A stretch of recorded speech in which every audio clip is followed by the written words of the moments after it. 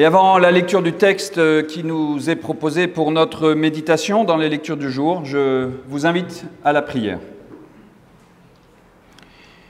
Éternel, toi qui par ton esprit rassembles les croyants en tout lieu de ce monde, inspire celles et ceux qui parlent et rends attentifs celles et ceux qui écoutent, afin que l'Évangile soit la vérité de notre foi, la source de notre amour et la fermeté de notre espérance.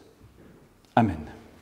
Parmi les lectures du jour, j'ai retenu la parabole dite des mauvais vignerons, des vignerons homicides aussi, c'est un autre titre, une parabole qui résonne étrangement avec l'actualité en Israël. Évangile de Matthieu, chapitre 21, versets 33 à 46. Écoutez une autre parabole, dit Jésus. Il y avait un maître de maison qui planta une vigne. Il l'entoura d'une haie, y creusa un pressoir et y construisit une tour, puis il la loua à des vignerons et partit en voyage. À l'approche des vendanges, il envoya ses esclaves chez les vignerons pour recevoir les fruits de la vigne. Les vignerons prirent ses esclaves, l'un ils le battirent, un autre ils le tuèrent, un autre encore ils le lapidèrent. Il envoya encore d'autres esclaves en plus grand nombre que les premiers. Les vignerons les traitèrent de la même manière. Et enfin, il leur envoya son fils en disant « Ils respecteront mon fils ». Mais quand les vignerons virent le fils, ils se dirent « C'est l'héritier, venez, tuons-le, et nous aurons son héritage ». Ils le prirent, le chassèrent hors de la vigne et le tuèrent. Lorsque le maître de la vigne viendra, comment traitera-t-il donc ces vignerons ? Ils lui répondirent, ces misérables, il les fera disparaître misérablement, et il louera la vigne à d'autres vignerons qui lui donneront les fruits en leur temps. Jésus leur dit, n'avez-vous jamais lu dans les Écritures ? C'est la pierre que les constructeurs ont rejetée qui est devenue la principale, celle de l'angle. Cela est venu du Seigneur. C'est une chose étonnante à nos yeux. C'est pourquoi je vous le dis, le règne de Dieu vous sera enlevé et sera donné à une nation qui en produira les fruits. Quiconque tombera sur cette pierre s'y brisera, et celui sur qui elle tombera, elle l'écrasera. Après avoir entendu ces paraboles, les grands prêtres et les pharisiens comprirent que c'était d'eux qu'il parlait. Ils cherchaient à le faire arrêter, mais ils eurent peur des foules, parce qu'elles le tenaient pour un prophète. Éternel, ta parole est une lampe à mes pieds, une lumière sur mon sentier. Amen.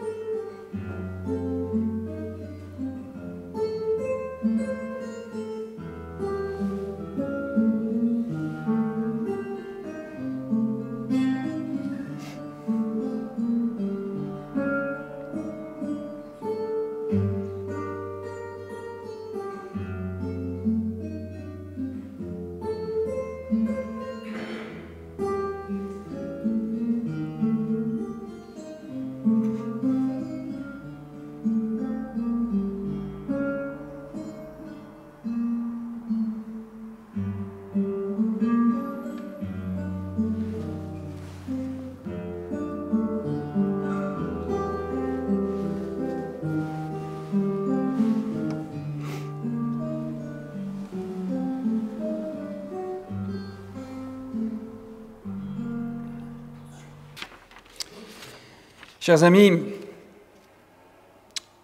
une guerre de plus, Une guerre de plus sur notre planète, comme si finalement il n'y en avait pas assez. Et cette parabole résonne particulièrement aujourd'hui avec ce qui se passe en Israël.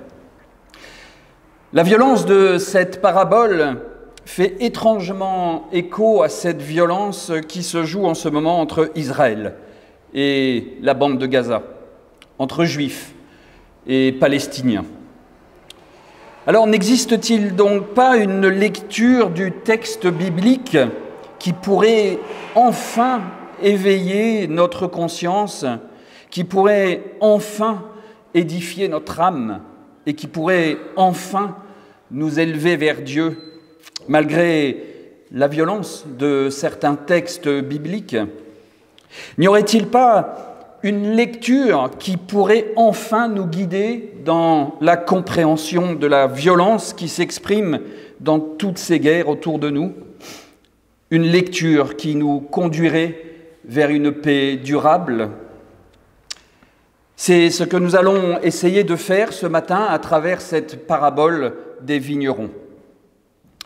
Alors, la première interprétation de cette parabole, ce serait de dire qu'elle préfigure la mort de Jésus et de sa résurrection. Et le récit montre aux pharisiens que le Dieu dont ils se réclament est un Dieu justicier, qui punit sans aucune miséricorde. Cette lecture met face à face deux dieux, un Dieu d'amour, celui de Jésus-Christ, face à un Dieu justicier. Les guerres sont souvent des dieux qui s'affrontent, ou plutôt des États, des personnes qui se prennent pour des dieux. Il y a plusieurs questions qui se posent face à ce texte violent de la parabole pour arriver à habiter cette parabole aujourd'hui. Nous avons l'habitude de dire que Jésus parle en parabole pour donner une image du royaume de Dieu. Mais là, dans cette parabole de ce matin, où est le règne des cieux? Où est le royaume de Dieu? Et d'ailleurs, remarquez que Jésus ne commence pas comme d'autres paraboles par « le royaume de Dieu, c'est » ou « le royaume de Dieu, c'est comme ». S'il y a un royaume de Dieu dans cette parabole, où est-il? Voilà la première question. Ensuite, on ne peut pas laisser passer la violence qui s'exprime dans ce texte. On ne peut pas faire comme si c'était normal, comme si elle n'existait pas. Il est vrai que dans la Bible, tous les récits ne sont pas à l'eau de rose et qu'il faut s'accrocher avec la violence de certains récits, que ce soit le jugement de Salomon, par exemple, avec la menace de couper un enfant en deux, le viol de Dinah dans le livre de la Genèse, que Dieu condamne à demi-mot, ou cette femme découpée en 12 morceaux dans le livre des Juges. Cette violence a aussi quelque chose à nous dire dans la Bible. Qu'est-ce que je fais de cette violence de ce texte de ce matin? Comment me parle-t-elle dans un contexte d'explosion du monde? Et puis, il faut s'arrêter aussi sur quelques détails du récit qui ont leur importance, je crois, puisqu'ils plantent le décor de la parabole au début du récit. Pourquoi le maître de maison a-t-il entouré sa vigne d'une haie? Et surtout, pourquoi y a-t-il construit une tour? Ce sont des précisions plutôt surprenantes, d'autant plus que plus rien n'y fait référence dans la suite du récit. Alors vous voyez qu'à la lecture de cette parabole, il y a autant de questions qui nous bousculent, qui nous déstabilisent peut-être aussi. Et je vous propose donc ce matin de découvrir la bonne nouvelle ou les bonnes nouvelles, et oui, il y a des bonnes nouvelles dans ce texte, en nous attardant sur le début de cette parabole. Et je vous propose de cheminer comme on chemine à travers un paysage ou un tableau, pour y découvrir petit à petit ce qui est beau et pour découvrir où sont les bonnes nouvelles de ce texte. nous découvrirons successivement que l'annonce de la bonne nouvelle de l'Évangile passe d'abord par un changement de vocabulaire. Jésus nous appelle à changer notre langage et que le changement de langage est une solution pour chercher la paix. Et puis, nous découvrirons que cette parabole est aussi un appel à sortir de nos murs, de nos frontières religieuses, et que la recherche de paix ne passe pas par la construction de murs et de frontières. La confiance que nous propose la foi, c'est se laisser rencontrer par Dieu au-delà des frontières, un Dieu de paix et un Dieu d'amour. Alors entrons dans la parabole par la porte d'entrée avec les 2 premiers versets. « Écoutez une autre parabole, dit Jésus. » Mais à qui parle-t-il ? Il faut aller voir dans le dialogue qui précède pour comprendre qu'il parle aux prêtres et aux pharisiens. Et ce sont eux qui terminent la parabole en comprenant que Jésus parle d'eux. Jésus parle donc à des personnes extérieures à son système de pensée. On ne peut pas parler ici de personnes extérieures au christianisme puisqu'ils sont tous juifs, mais les pharisiens ne se reconnaissent pas dans le judaïsme de Jésus, dans ses enseignements. Ils sont donc tous étrangers pour Jésus. Alors au-delà de l'histoire de la parabole, nous pouvons en tirer déjà un enseignement pour nous aujourd'hui, quand nous nous adressons à des personnes hors de l'Église qui ne connaissent pas nos codes, ou qui ne les comprennent pas, qui ne sont pas familiers avec notre vocabulaire. Il faut savoir changer notre langage, il faut savoir adapter notre langage. Il faut être prêt à utiliser des images pour parler de ce que nous vivons dans la confiance de notre Dieu. Nous avons tous des codes pour communiquer entre nous. Un physicien parlera à un autre physicien avec son langage, avec des formules mathématiques totalement incompréhensibles pour nous, ou en tout cas à des personnes extérieures à leur milieu de la physique. Mais s'il s'adresse à quelqu'un en dehors de sa sphère, eh bien, il sera obligé de parler en prenant des images pour expliquer et en simplifiant, évidemment. Eh bien, la parabole sert à cela. Jésus utilise la parabole pour simplifier ses enseignements, pour les illustrer en parlant aux personnes hors de sa sphère. Alors aujourd'hui, nous pourrions dire que clamer haut et fort que Jésus m'a sauvé, que Jésus t'aime, que Dieu te pardonne à des personnes hors de l'Église ne veut finalement rien dire si nous ne sommes pas capables d'illustrer et de faire une parabole pour expliquer en quoi Jésus m'a sauvé ou que Dieu m'a pardonné. Jésus m'a sauvé veut peut-être me dire qu'il a transformé la vision de ma vie. Peut-être que je croyais avoir tout raté dans ma vie, que j'étais un incapable et que les évangiles m'ont donné un nouveau sens à ma vie, une nouvelle direction, une nouvelle espérance. Ou peut-être que c'est dans la maladie que j'ai donné une nouvelle direction à ma vie, en regardant au-delà d'un pronostic vital engagé. Jésus m'a sauvé d'une vie étriquée, d'une vie sans saveur. Jésus m'a sauvé parce qu'il m'a permis de devenir responsable de mon avenir. Et quand on dit que Dieu nous pardonne, eh bien c'est aussi pour nous dire qu'au-delà d'une culpabilité qui peut nous ronger et détruire notre vie, de quelque chose que je regrette profondément peut-être d'avoir fait et qui est peut-être irréparable, eh bien Dieu nous relève, nous redresse et nous ressuscite.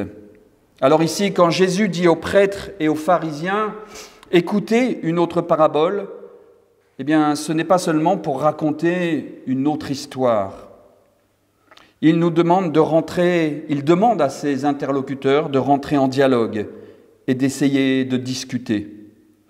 Finalement, c'est un appel à la diplomatie, pas à la guerre. Maintenant, qu'en est-il du maître de maison qui a planté une vigne et qui a fait une haie autour ? Il y a fait construire un pressoir et une tour.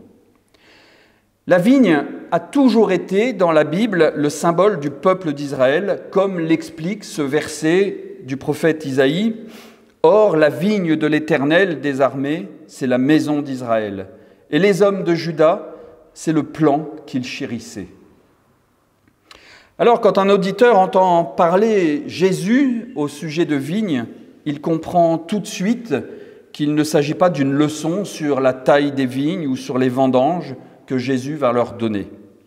Il s'agit de beaucoup plus grand. Jésus veut parler du peuple d'Israël. Jésus se réfère aux prophètes. Il ne balaye pas les textes qui le précèdent, mais il s'appuie dessus. Ce récit parle donc d'un maître de maison qui a construit quelque chose, qui a réussi pour le peuple d'Israël. Mais nous reviendrons tout à l'heure sur ce maître de maison parce que ça me semble important d'y passer du temps. Mais pour l'instant, revenons à ce verset qui parle d'une haie. Quand on entend la haie qui entoure la vigne, on pense encore à Ésaïe 5 qui décrit une vigne entourée de haies. Et je vous cite ce passage d'Ésaïe 5. « Maintenant, laissez-moi, je vous prie, vous faire savoir ce que je ferai à ma vigne. J'en arracherai la haie pour qu'elle soit dévorée. J'ouvrirai des brèches dans sa clôture pour qu'elle soit foulée aux pieds. Je la réduirai en ruine. Elle ne sera plus taillée ni sarclée. Les ronces et les épines y croîtront. Je donnerai mes ordres aux nuages afin qu'ils ne se laissent plus tomber de pluie sur elle. » Si la vigne, c'est le peuple d'Israël, le peuple de Dieu, qu'est-ce que peut être cette haie ? C'est peut-être les frontières qui protégeaient le peuple d'Israël des pays étrangers. Et on sait combien Israël a subi des invasions il y a 2500 ans et que les frontières, les haies qui les protégeaient, ont été tellement perméables. C'est l'image de ce petit peuple avec son Dieu unique qui se protégeait des cultures et des religions extérieures. Et on sait combien la haie, les frontières, les murs en Israël aujourd'hui posent problème. Mais comment interpréter cette haie dans ma vie aujourd'hui ?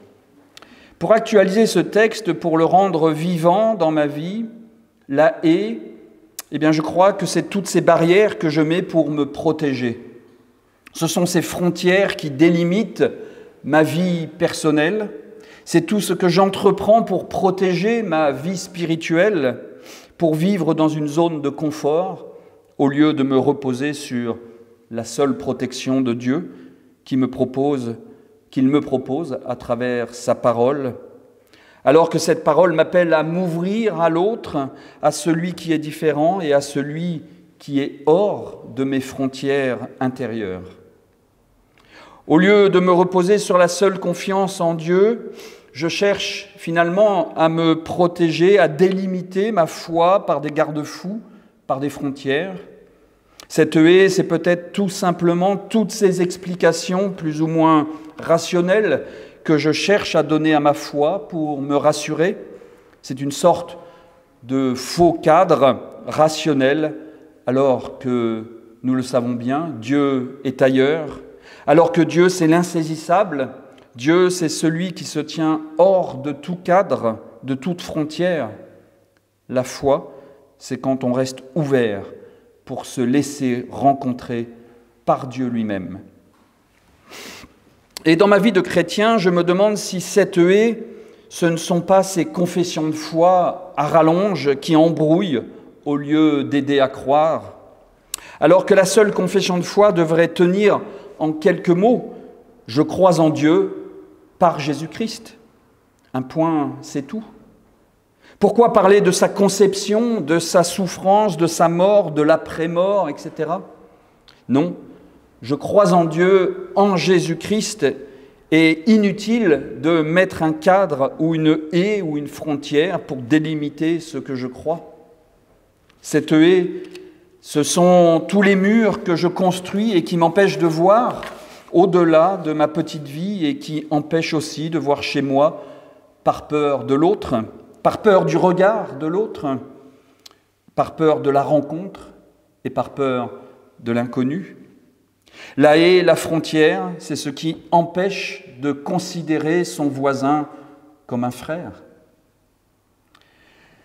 Venons-en maintenant à ce maître de maison. Alors, je n'exclus pas l'idée que le maître de maison puisse être Dieu, mais je n'exclus pas non plus qu'il puisse être autre chose que Dieu. Le plus important est de découvrir comment cela nous parle aujourd'hui et comment cela donne sens à ma vie en tant que bonne nouvelle. Dans cette parabole, si ce maître de maison, c'est Dieu, et que cette vigne, c'est cette terre que Dieu a donnée à son peuple, selon sa promesse d'ailleurs, depuis le livre de la Genèse, comment interpréter ce départ de Dieu si le maître de maison est Dieu? Pourquoi Dieu part-il? Il connaît ses enfants, ses ouvriers, il devrait savoir ce qu'il va se passer. Et il ne devrait pas partir pour les libérer, il devrait plutôt rester pour les encadrer. Alors on peut y voir quand même une bonne nouvelle dans ce départ de ce maître de maison s'il est Dieu. La bonne nouvelle du départ de Dieu, c'est que Dieu nous laisse libres de gérer ce qu'il nous a donné. Nous ne sommes pas des marionnettes de Dieu qu'il manipulerait selon un bon vouloir. Dieu nous a donné la vie, Dieu nous a donné un pays pour y vivre, une famille, et nous voilà libres d'en faire ce que nous voulons, avec respect et reconnaissance ou non. C'est une question qui traverse les récits bibliques à partir de la Genèse, depuis l'épisode du Jardin d'Éden. Nous sommes tous responsables de ce que nous faisons et de ce que nous devenons. Mais cette parabole montre aussi ce que Luther démontre dans un traité, le traité du serf arbitre. Luther démontre que l'homme est incapable de faire bon usage de cette liberté. L'homme est esclave du péché, c'est-à-dire de notre mauvaise relation à Dieu, par recroquevillement sur nous-mêmes. Et l'homme est soumis seulement au désir d'être libre à l'égard de Dieu. Nous désirons ainsi toujours d'en faire à notre tête et de faire du mal plutôt que d'obéir à Dieu. Et c'est ce que montre justement la parabole avec les violences qui viennent détruire le projet de Dieu. Mais si le maître de maison représente Dieu, cela me pose quand même un problème. C'est que Dieu envoie des hommes se faire tuer les uns après les autres. Cela pose un vrai problème sur la toute-puissance de Dieu. Que Dieu se trompe la première fois, pourquoi pas, mais pour les suivants. Et à la fin, la mort de son Fils. Alors non, cette lecture ne fait pas sens pour ma vie, elle n'est pas une bonne nouvelle, et ma confiance ne peut pas reposer sur un Dieu qui enverrait ses serviteurs vers la mort. D'autant plus qu'ici, Dieu envoie ses serviteurs pour chercher un dû. Alors serions-nous ici dans une théologie de la rétribution? Sommes-nous dans une logique du donnant-donnant avec Dieu? J'aimerais donc nuancer cette lecture pour faire de ce texte une vraie bonne nouvelle pour nous ce matin. Parce que de la même façon que les pharisiens ont compris à la fin que la parabole s'adresse à eux, eh bien la parabole s'adresse à nous ce matin, à moi. Alors, le départ de Dieu ne signifie-t-il pas plutôt que je considère que je n'ai pas besoin de Dieu dans ma vie et que je suis capable de gérer ma vie tout seul, comme un grand? C'est moi qui quitte Dieu et qui m'éloigne de Dieu. Ce n'est pas Dieu qui me quitte. C'est moi qui quitte Dieu en le mettant loin de ma vie. Mais la lecture que je fais de ce texte aujourd'hui fait que quand je quitte Dieu et que je laisse mes pulsions prendre le dessus dans ma vie, quand je ne mets plus Dieu dans l'équation de ma vie, eh bien ma vie peut tourner au chaos jusqu'à la mort. Il ne s'agit pas nécessairement d'une mort physique, comme nous le montre l'image de cette parabole, mais le chaos consiste à être dans une vie qui n'a plus de sens, une vie qui n'a plus de direction, une mort spirituelle. Et c'est se laisser submerger par toutes nos pulsions affectives, violentes, matérielles, ou que sais-je encore. Alors, Alors que se laisser rencontrer par Dieu, c'est avoir le courage d'être, c'est mettre Dieu dans l'équation de ma vie, et cela ne consiste pas nécessairement à prier toute la journée et assister à tous les cultes de la région pendant la semaine, mais mettre Dieu dans l'équation de ma vie, eh bien, c'est mettre la vie au-dessus de tout. C'est se laisser conduire par Dieu de la même façon que Paul s'est laissé conduire sur le chemin de Damas, sans savoir qu'il allait sur le chemin de la conversion. Ce texte montre que sans le maître de maison, c'est la mort qui domine. En l'absence de Dieu, c'est laisser la place au désordre, à la guerre. C'est le déchaînement de toutes les pulsions. Avec Dieu, c'est la vie qui domine. C'est la vie qui surabonde. C'est de la vie qui se rajoute à la vie. Mettre Dieu dans l'équation de notre vie, c'est chercher dans nos actes, dans nos pensées, dans nos rencontres, dans les livres que l'on peut lire, dans les films que l'on regarde. Où est Dieu? Où est la vie? Où se situe la rencontre qui me fait sortir de mes frontières? Dieu, c'est accueillir l'autre au-delà des frontières, des cultures, des religions. Alors au début, nous nous demandions ce que ce texte de violence extrême dans la Bible avait à nous dire ce matin.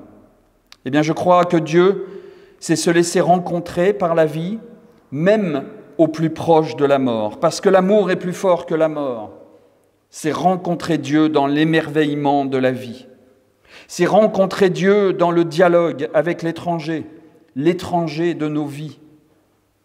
Et à la fin de notre parabole, les pharisiens choisissent de rester dans leur logique du Dieu jugeur, vengeur, punisseur, sans miséricorde. Ils veulent arrêter Jésus, mais ils sont encore dominés par la peur des foules. Ils refusent cette rencontre avec le Dieu de Jésus-Christ. Ils refusent le dialogue. Aujourd'hui, c'est à cette rencontre que nous sommes tous invités, à nouveau invités ce matin, ou plutôt chacun est invité à se laisser rencontrer par Dieu, un Dieu de paix, un Dieu d'amour, un Dieu de pardon. Se laisser guider vers Dieu, par Dieu, c'est le chemin du dialogue vers la paix dans nos familles, la paix dans les couples, la paix dans notre pays et dans les pays. Amen.